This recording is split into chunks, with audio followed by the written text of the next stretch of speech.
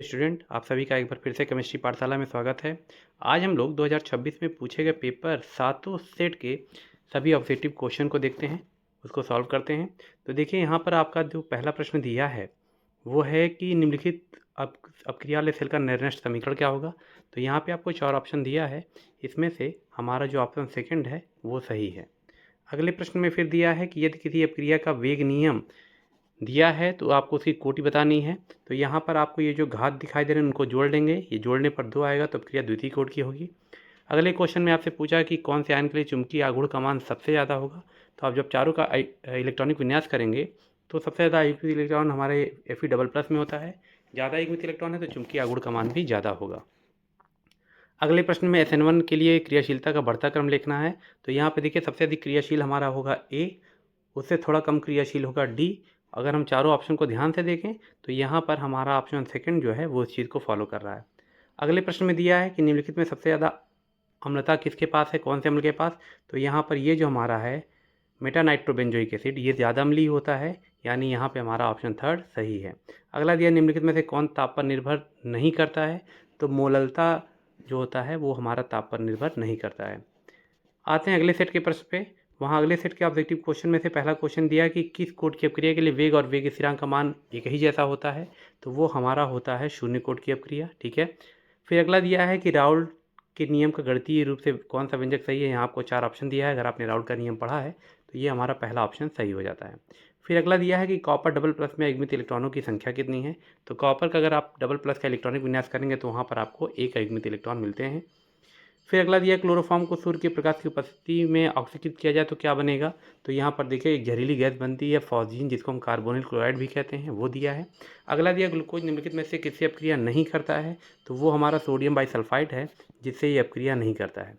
अगला दिया, formaldehyde KOH के साथ अपक्रिया करके मेथेनॉल और पोटेशियम फॉर्मेट बनाता है। इस अपक्रिया को किस नाम से जानते हैं। तो इस अपक्रिया को हम कैनिजारो के नाम से जानते हैं, यानी ऑप्शन थर्ड हमारा यहाँ पर सही है। अगले पेपर पे आते हैं। यहाँ दिया है 347 ईसी के पेपर में कि लैंथेनाइट संकुचन किन तत्वों में पाया जाता है। सभी को मालूम है वो F ब्लॉक के तत्वों में पाया जाता है।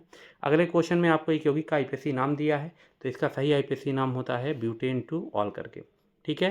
फिर अगला दिया, निम्नलिखित में से कौन रंगहीन आयन है। अगर आप चारों का आयनों का इलेक्ट्रॉनिक विन्यास करेंगे तो आपको जहाँ पर अयुग्मित इलेक्ट्रॉन नहीं मिलेंगे, सभी इलेक्ट्रॉन युग्मित रहेंगे, वो रंगहीन होगा। फिलहाल यहाँ पर हमारा वो आयन कॉपर सिंगल प्लस वाला है। अगला दिया, प्रथम कोट की अपक्रिया के लिए वेग स्थिरांक की इकाई क्या है।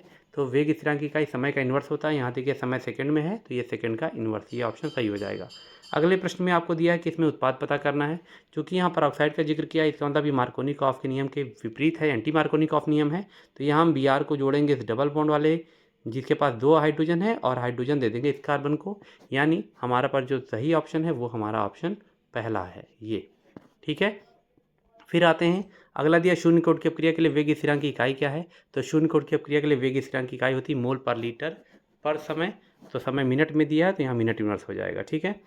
अगला यहाँ पर दिया है 347 ED के ऑब्जेक्टिव क्वेश्चन को देखते हैं। तो वहाँ पर पहला प्रश्न आपको मिलेगा कि निम्नलिखित अभिकथन और तर्क को पढ़ करके आपको सही जवाब देना। अभिकथन है पराशर दाब एक अल्पसंख्यक गुण है, और तर्क उसका दिया क्योंकि पराशर दाब दिए गए ताप पर मोलरता के समानुपातिक होता है। तो आपको यहाँ पर अगर आप सूत्र देखेंगे तो हमारा सूत्र था pi is equal to CRT, और पाई कहीं ना कहीं अनुक्रमानुपाती है मोलर सांद्रता या मोलरता के। तो यानी यहाँ पर अभिकथन भी सही है और तर्क भी सही है, तो आपका पहला ऑप्शन यहाँ पर सही हो जाएगा। फिर आता है, निम्नलिखित में से कौन सा रंगीन विलयन बनाता है। तो आप चारों तत्वों का इलेक्ट्रॉनिक विन्यास करेंगे तो यहाँ आपको Fe++ में जो है ट्रिपल प्लस में आपको युग्मित इलेक्ट्रॉन मिलेंगे, तो यह रंगीन विलयन बनाएगा। फिर अगला प्रश्न आपको दिया हुआ है कि COBr NH3 का होल 5 SO4 और COSO4 NH3 का होल 5 Br में कौन सी समावयवता है। तो यहाँ पर याद रखिएगा इन दोनों ने अलग अलग आयन देंगे, तो ये आयनन समावयवता के नाम से जाना जाएगा। फिर यहाँ पर दिया, वह अभिकर्मक जो एसीटोन और बेंजल्डिहाइड दोनों के साथ अपक्रिया नहीं करता है। तो हमारा बेनेडिक्ट सोल्यूशन होता है या बेनेडिक्ट रिएजेंट होता है, जिससे ये रिएक्शन नहीं करते हैं। अब दिया है, एनिलीन को क्लोरोफॉर्म और KOH की उपस्थिति में गर्म करते हैं तो क्या बनता है। अगर हम एनिलीन को क्लोरोफॉर्म और KOH की उपस्थिति में गर्म करेंगे तो फेनिल आइसोसाइनेट बनेगा, यानी हमारी कार्बिलेमीन अपक्रिया हो जाएगी। फिर अगले प्रश्न में दिया है अल्फा डी ग्लूकोज और बीटा डी ग्लूकोज क्या है। तो देखिए, अल्फा डी ग्लूकोज और बीटा डी ग्लूकोज पहले कार्बन के विन्यास के आधार पर ही अलग अलग होते हैं। पहले कार्बन को हम एनोमेरिक कार्बन कहते हैं, इसलिए इनको हम एनोमर्स के नाम से जानते हैं। अगला दिया है पेपर आपका ई करके, वहाँ पर है पहला प्रश्न कि दो समप्रासी विलयन के क्वथनांक समान होते हैं और तर्क उसका दिया कि क्वथनांक विलय की सांद्रता पर निर्भर करता है, यानी अल्पसंख्यक गुण है। तो ये दोनों ही सही हैं, तो आपका यहाँ पर पहला ऑप्शन सही माना जाएगा। फिर यहाँ पर दिया है कि निम्नलिखित आयनों में से किसका चुंबकीय आघूर्ण ज़्यादा होगा। तो देखिए यहाँ पर जब आप इलेक्ट्रॉनिक विन्यास करेंगे ना, तो आपको Cr++ में भी 4 युग्मित इलेक्ट्रॉन मिलेंगे और Fe++ में भी युग्मित इलेक्ट्रॉन 4 मिलेंगे। चूँकि चुंबकीय आघूर्ण का जो सूत्र होता है वो होता है μ = n+2 Bm, यानी बोर मैग्नेटॉन। यहाँ यह युग्मित इलेक्ट्रॉनों की संख्या है। अगर आप ध्यान देंगे तो क्रोमियम में भी 4 इलेक्ट्रॉन आएंगे और Fe++ में भी 4 इलेक्ट्रॉन आएंगे। तो दोनों का चुंबकीय आघूर्ण जो है लगभग समान आएगा। हालांकि जब आप कंपटीशन क्लासेस में जाते हैं तो वहाँ आपको बताया जाता है कि Fe++ का जो मैग्नेटिक मोमेंट होता है वो Cr++ से थोड़ा सा ज़्यादा होता है, लेकिन फिलहाल के लिए आपके ये दोनों ऑप्शन यहाँ पर सही माने जाएंगे। फिर अगला दिया है निम्नलिखित संकुलों में कौन सा बंधन समझौता प्रदर्शित करेगा। तो बंधन समझौता यानी लिंकेज आइसोमेरिज्म वहाँ होगा जहाँ पे उभयदंती लिगैंड होगा। ये रहा हमारा उभयदंती लिगैंड NO2, यानी यहाँ पर हमारा दूसरा ऑप्शन सही है। अगले प्रश्न में दिया बेंजल्डिहाइड से बेंजील अल्कोहल निम्नलिखित में से कौन सी अपक्रिया से बनेगा। तो बिल्कुल वो कैनिजारो से ही बन सकता है, क्योंकि वहाँ पर एक अणु का अपचयन होता है। अगले प्रश्न में दिया है निम्नलिखित में से कौन सबसे अधिक क्षारीय होगा। तो यहाँ पर सबसे अधिक क्षारीय जो होगा इन चारों में वो हमारा बेंजीलेमीन होगा, यानी थर्ड। इन प्रश्न के डिटेल जो हैं वो आपको कुछ समय बाद उसके भी वीडियो अपलोड किए जाएंगे। फिलहाल आते हैं अगले प्रश्न पर। B1 का रासायनिक नाम क्या है। तो B1 का रासायनिक नाम थायमीन होता है। ठीक है। फिर अगले प्रश्न पे यहाँ दिया है अगला जो सेट है 347 EF करके, उसका देखिए पहला प्रश्न जो है वहाँ दिया है कि निम्नलिखित में से किसका क्वथनांक सबसे अधिक होगा। यहाँ 4 ऑप्शन दिया है। तो इसमें जो हमारा कैल्शियम क्लोराइड है, क्योंकि ये आयनों में जब टूटेगा तो इसके वान हाफ गुणांक का मान ज़्यादा आएगा, इसलिए इसका क्वथनांक सबसे ज़्यादा होगा।